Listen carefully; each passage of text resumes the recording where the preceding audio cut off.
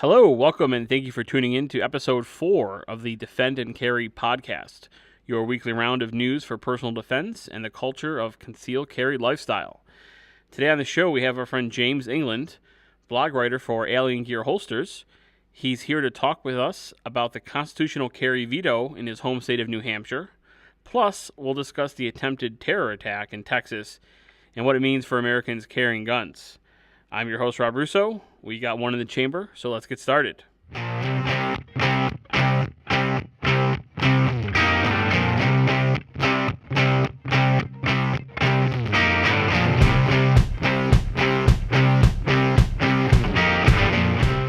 You're listening to the Defend and Carry podcast. Today we're going to be talking with our pal James England about the Live Free or Die state's attempt to institute constitutional carry. The people want it, but the governor is saying no. We'll try and see if he can help sort it out for us.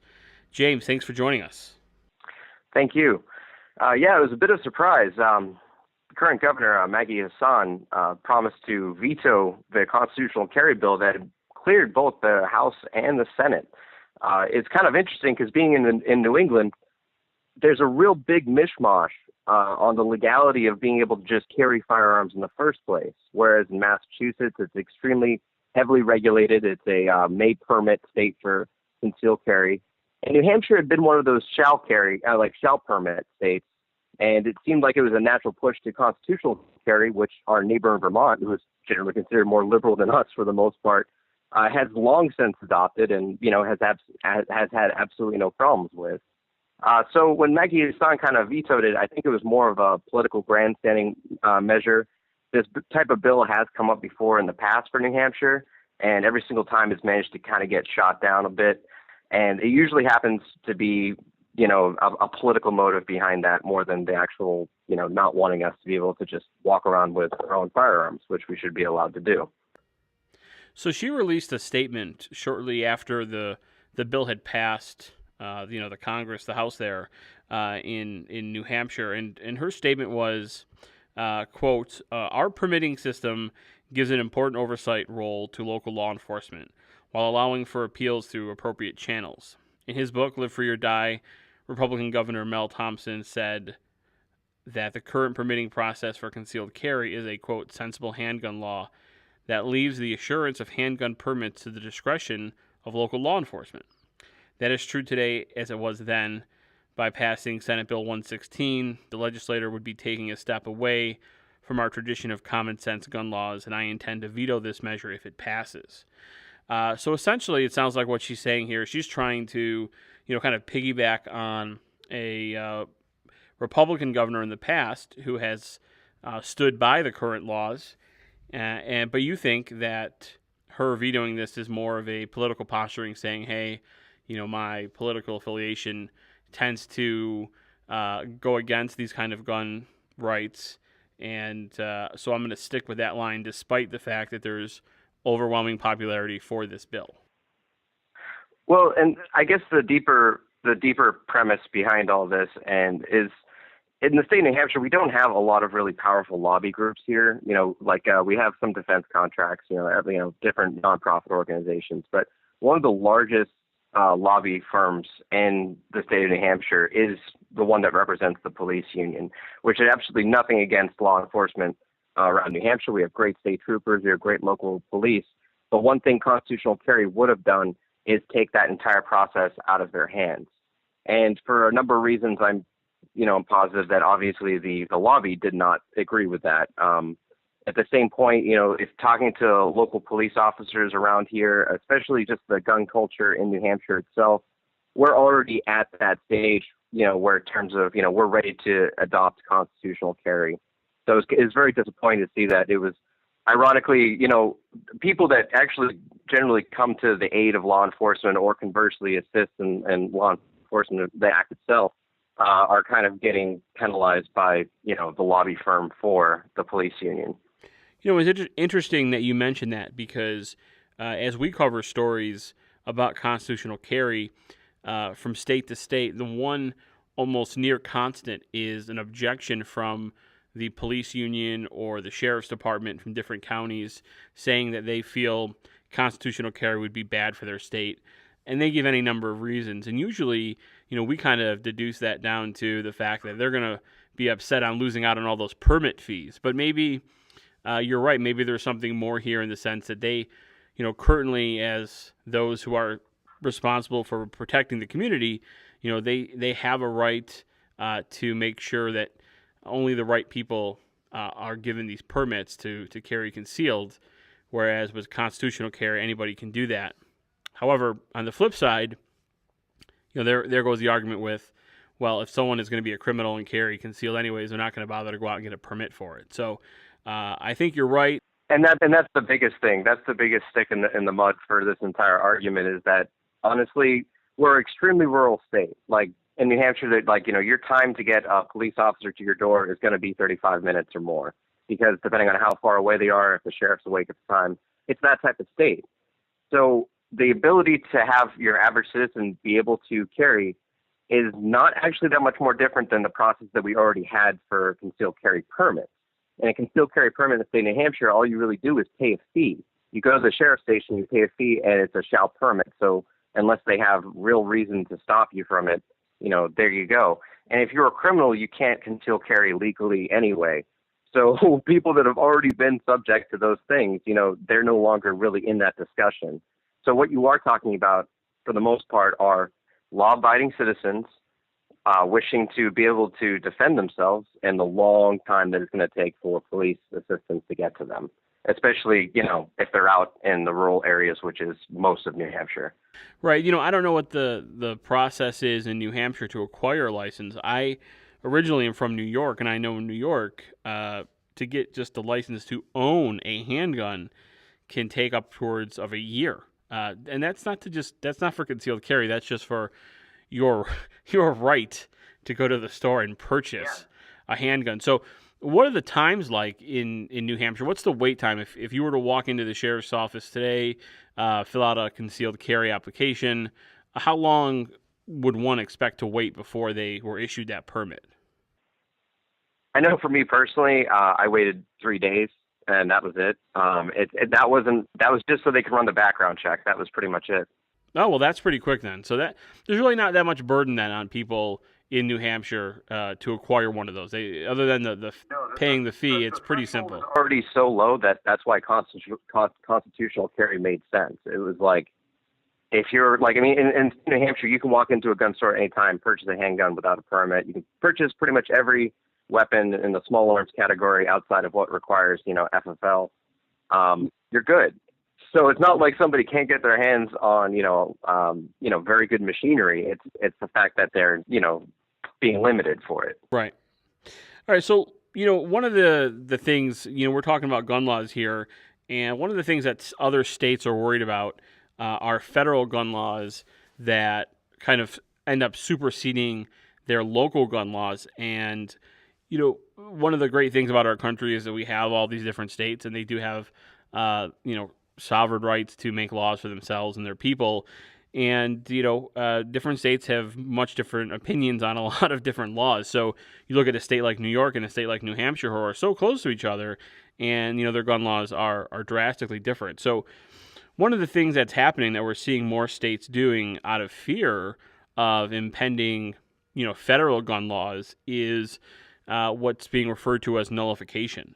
And the most recent state to discuss doing this, is Texas. And last week, a Texas House committee held a hearing on a bill that would effectively nullify in practice the implementation of most federal gun control within the state. Introduced by Rep. Matt Krause of Fort Worth, House Bill 422 would deny state-level compliance with all federal gun control measures that supersede Texas law. And, in layman's terms, basically what that says is if there is a federal gun law that conflicts with Texas gun law, it won't be enforced in Texas, and local officials will not enforce it or assist federal officials in enforcing those laws in any manner. Do you think this is the best way for states to approach what they are afraid of in impending federal gun legislation? Well, I think the bigger fear is that you have a Supreme Court that can't be overruled, basically. And as federal law is supposed to supersede state law, and the federal government will say that like until they run out of air.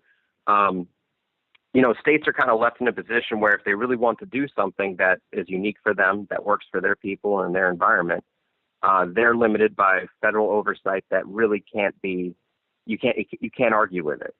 And so it only makes sense that individual states would at least try and insert their own mandate so that they have breathing room. Unfortunately, though, by legality, it'll eventually, unfortunately, get tossed out when it ever sees time in a federal court.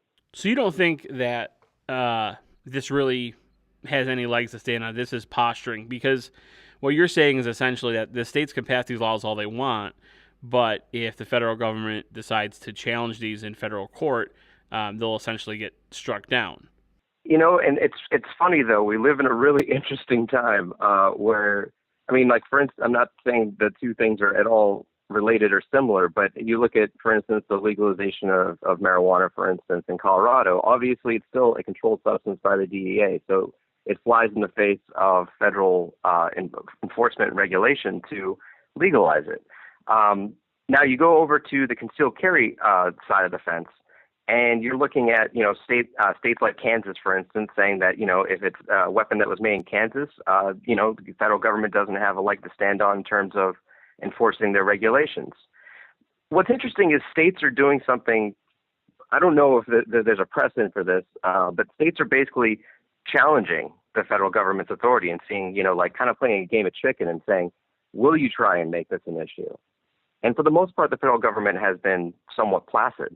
So it's kind of interesting to see. Well, I'll tell you, I agree with you and I disagree with you. And I'll tell you why I disagree with you is that in certain aspects of this nullification process, I'm not sure there's really anything there that the federal government could strike down, because essentially what these states are doing is these laws are saying that internally within our borders, if the federal government were to come here and say, hey, we want to do an investigation on this person or on this company or on this gun shop because they're violating what we think they're violating federal gun laws, it would be illegal for officials in Texas to assist the federal government in their investigation or assist them in the arrest and detainment of people within their borders. So I'm not really sure how the federal government could enforce that and say, no, if we send people in,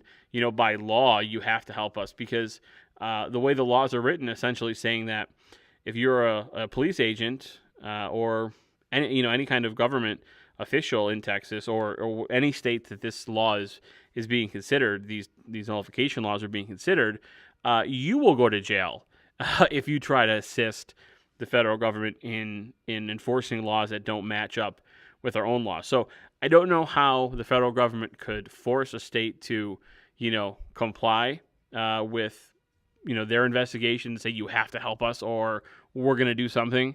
But on the flip side, I can see where the Commerce Clause would come into effect when states are trying to say, hey, these guns were manufactured here, they're property of the state or the property, of the people in the state. They don't affect, national stuff. I can see that falling under the, the Commerce Clause and the federal government saying, hey, that's not going to fly. But, the other way, I think they're onto something personally. I think there's a real opportunity there. Of course, the federal government has the resources and the means to conduct these things without help from state governments, but oftentimes they do require the state to help out considerably, especially when it comes to detainment and facilitating arrests and things like that. Yeah, no, and you brought up a really good point. I mean, that's going to be one of the most uncomfortable positions to be in as, say, a law enforcement agent. Like, say you're with Texas State Bureau of Investigation, and the ATF comes in and they say, hey, we need your help for ongoing investigation on their case, and you're stuck basically telling them, hey, look, I understand you have a federal mandate, but I have a state mandate that says I don't have to help you. It's an interesting position to get caught in. That's all I'm saying. Absolutely is, and it's one of those things where you think, how out of control that could escalate. If you have a showdown between a really, strong-headed state government versus a really, strong-headed federal government, and they're, butting heads over this, you wonder how far that could go. All right, James, we're going to take a quick break right there so we can get a word from our sponsor, Alien Gear Holsters. Alien Gear Holsters, the most comfortable and concealable holsters on the planet, is offering big savings with our new 2-holster combo. Now you can buy 2 complete holsters for as little as $49.88. Choose from any available holster styles and colors for the guns of your choice. All of Alien Gear's quality products are made right here in the USA and include a 30-day trial, forever warranty, and free shell trades for life. Visit aliengearholsters.com today.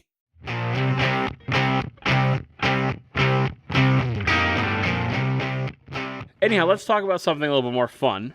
You may have heard in Utah this past week, we had a defensive gun use, good guy with a gun type thing go on, which we love to talk about because we love to hear about concealed carriers helping out other, fellow Americans and citizens, especially as first responders, because as you and I know, so often police do take time to arrive on scene. And that's one of the reasons why so many people carry. And although it doesn't get reported in the mainstream news, we keep an eye on it here. We like to let people know. So a 31-year-old concealed carrier is being hailed as a hero in Orem, Utah, after stepping in to stop an attempted carjacking committed by a man with felony warrants who was attempting to escape from police. The suspect attempted to carjack a woman in a Mercedes, and that's when a shopper, so far only identified as a 31-year-old male, confronted the suspect. Our citizen goes up at gunpoint, has him out of the car. The guy gets out of the car. The suspect lunges, tries to get the gun away from our concealed carrier, and at that point, he has nothing else to do but protect himself from this aggressor, and he shoots him. Do you think anything is wrong with that process of events?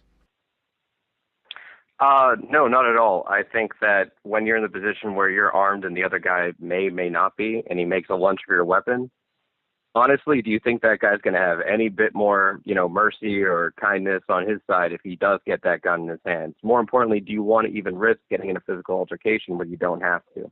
I think that guy, start to finish, from the carjacking scenario, it's one of those things that we all dread. I mean, as a concealed carrier, we all go out every single day, and we're not looking to go try and prevent a carjacking. We're looking to just protect ourselves. But when somebody's clearly asking for aid, it's one of those things where I think it's natural for a lot of good people to want to jump in and try and do what they can. In this case, concealed carrier was the right level of enforcement. For that other guy, I think he would have been alive if he just didn't lunge. If he just complied, got on the ground, did whatever else, he would have just got arrested. Exactly. And unfortunately, those who are, anti-gun or want to have much stricter gun control measures in the country, they don't seem to get that. What we have here is we have a felon running from police who attempted to carjack a woman in a parking lot, trying to force her out of the car violently. And, had there not be someone available to do something about it, who knows what could have happened to this woman? Who knows if this felon would have gotten away? But instead, we're fortunate enough to live in a country where this 31-year-old gentleman had a firearm on him. He was able to come in, potentially save the woman's life, save her from bodily harm, and put down, a convicted felon who was literally on the run at that moment from police. So it's a great story. It's great for those who carry weapons, because it's these reasons, as you mentioned, that we carry weapons. We don't go out looking for trouble. We're not out there hoping that something happens. But it's these instances where something bad is going down and there's not a police officer around to do something about it. So as a citizen, as a good guy, or gal, for that matter, we want to do something about it and make sure that people are safe. Yeah, and honestly, it's really good. It's really encouraging to actually hear, when stories do arrive of somebody actually doing the right thing, for lack of a better term, and especially because the criminal in this case, he was on the run from the police. It wasn't a simple matter of just call the police.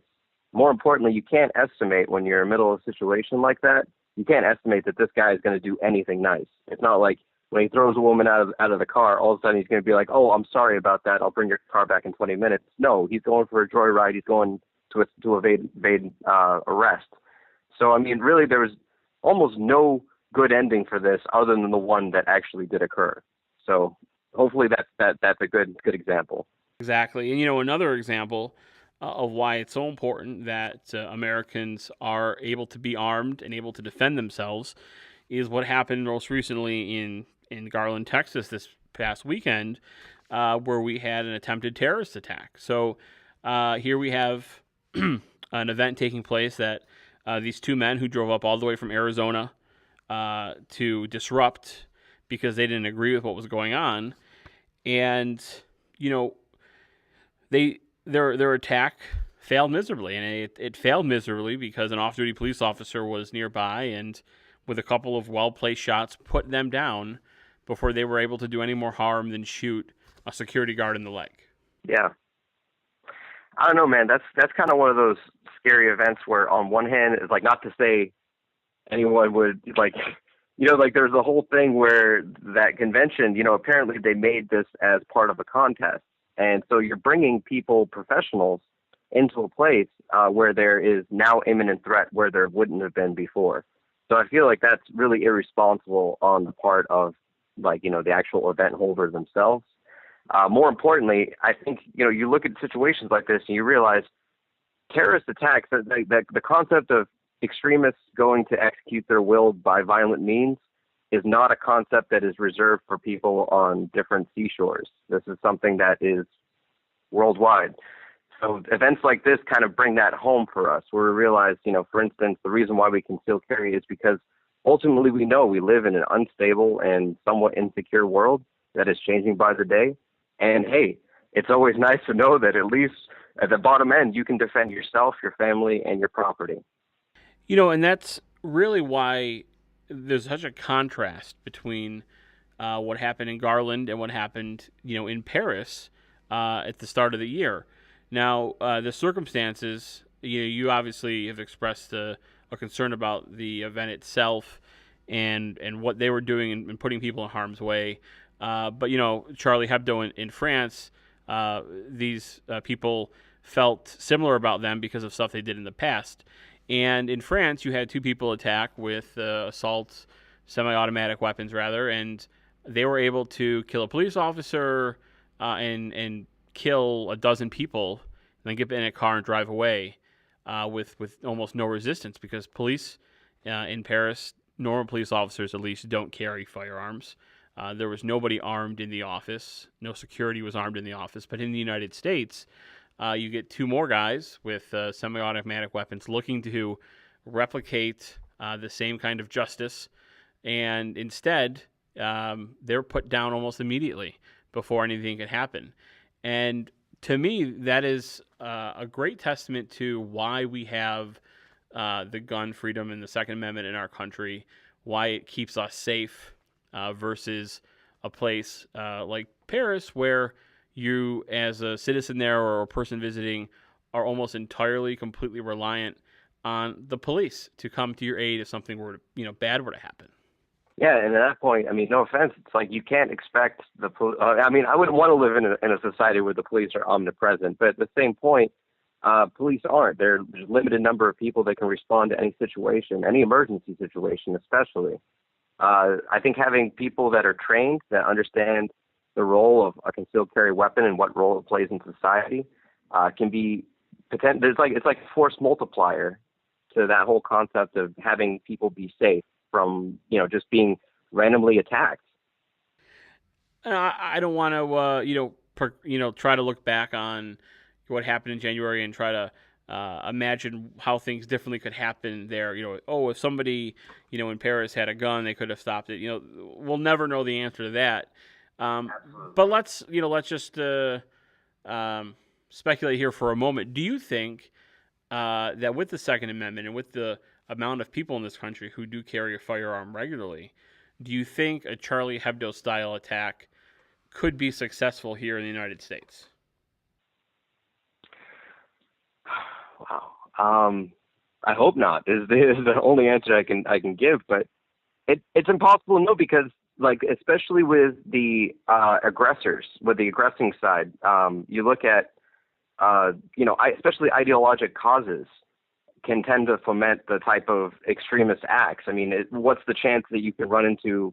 I mean, for instance, I know in Massachusetts you could run an all day event, and it would take that long for the police to arrive, just because no one in that vicinity has a concealed carry weapon for the most part. Now, if you do that in more of a place where constitutional carry is upheld, or concealed carry permits, or a shall permit type state, I think your chances of running into armed opposition to an extremist attack increase dramatically. Yeah, I mean, it certainly, we can't talk about the United States as a whole because we have so many different areas of the country with varying degrees of gun enforcement. But I'll say, I think in a place like New York City, that could absolutely happen. I think they could get away with it. They probably would eventually get caught and die as they did in Paris. But then, place out here in Idaho, I can't imagine they get very far before somebody were to, fight back and drive them away, either just from, retreating or killing them outright, because, carrying a weapon out here is such a part of life that it would be very hard, I think, for, two attackers to just go in and without any opposition, commit that kind of crime. Yeah, and especially look at where attacks generally happen. I think attackers would have to be very bad at planning to go ahead and try and do some type of major action in Idaho or any place where people know each other or have any type of sense of community. I think you look at places like New York City where it's so disenfranchised. Like, people are kind of in their own worlds, and nobody's really allowed to be armed in there. So you really run into a situation very quickly where people have more of a degree of self-preservation than, an initial sense of the attack than they would be to try and rush into harm's way. Now, I mean, granted, you'll still see, anywhere you go, you're going to see people doing relatively heroic, cool things. It's just, wouldn't you rather that person be able to have the ability to stop the attackers altogether? I think that's the bigger of the two questions. All right, James, I'm going to ask you, how you feel about one more thing, and we'll wrap this up here. One of the other issues that are going on with gun control is that gun control advocates are trying to, not all of them, some of them, are trying to make gun control a health care issue. Things like trying to get the CDC involved in gun control because it's a public health issue. And one of the changes that have come up because of that push has been doctors' offices being more interested in asking their patients about gun ownership and how many guns are in people's homes and so forth. So we've had to, as people who are advocating gun rights, have had to say, hey, this isn't right. Doctors don't have any right to ask their patients about that. And some states are now passing laws that prevent doctors from doing that or restrict them. North Carolina rather, is the most recent state to try to enact something along those lines. They have a House Bill 562 called the Second Amendment Affirmation Act, which says healthcare providers, quote, do not need to know whether a patient lawfully possesses or uses firearms and ammunition unless the patient is specifically exhibiting symptoms of illness or injury that the healthcare provider could reasonably attribute to the possession or use of firearms and ammunitions. Do you think the doctors should ever be asking their patients about firearm possession? And two, do you think that North Carolina House bill seems reasonable? I think the only time a physician really it comes into their purview is if someone is being mentally adjudicated to be, it's being adjudicated for basically being insane. It's when somebody is a harm to themselves or others, then that's a legitimate question for the physician to ask: is do you have any firearms? However, outside of that legal process, which it is a legal process, there is absolutely no reason to inquire about that whatsoever. And second part, North Carolina's wording pretty much follows along with what, I initially had thought for when it's appropriate for a physician to ask that type of question. I don't think that the person going in for their annual checkup, that person is shouldn't have to worry about anything. More importantly, nobody has to answer that question. It's something where I think it's inappropriate if a physician asks in the first place if it's not that case. But more importantly, they don't the person themselves has the choice to decline to answer. Yeah, when I moved here to Idaho, that was on my initial patient documentation, and I did not answer the question. There was no issue with my doctor about not answering that question, but it was the first time that I had seen that, a doctor ever asking if I own any kind of firearms. But I do think this North Carolina bill is very clear and it's very fair. Certainly if a doctor feels one of his patients under his care has a potential to hurt himself with a firearm, or if they're showing symptoms of illnesses related to, maybe lead poisoning or something, that could be an issue with that. Certainly, go ahead and ask that question. But other than that, I think the whole idea that the CDC needs to research, gun violence as a public health issue and so forth is really just another way to try, another angle of attack to try to take guns out of the hands of the American people. So it's good to see that states are being proactive about this and making sure that this doesn't go any further than it already is. Yeah, I completely agree. All right, guys. Well, thank you for tuning in to the Defend and Carry podcast. Be sure to come back next week for a brand new episode, and be sure to check out our website, defendandcarry.com, for news stories all week long covering these very topics and others just like it.